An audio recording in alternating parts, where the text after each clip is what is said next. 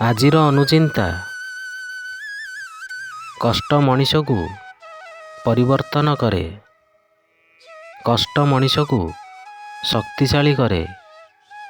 ପ୍ରତିଟି କଷ୍ଟର ଅଭିଜ୍ଞତା ହିଁ ଆମ ପାଇଁ ଏକ ନୂତନ ଶିକ୍ଷା।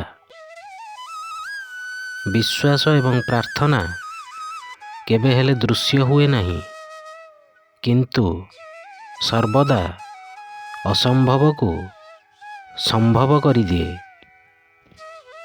ନୀରବ ଆଉ ହସକୁ ସବୁବେଳେ ସାଙ୍ଗରେ ରଖ। ନୀରବ ତୁମର ରକ୍ଷା କବଚ, ଆଉ ହସ ତୁମର ଖୁସିର ସ୍ୱାଗତ ଦ୍ୱାର ଅଟେ।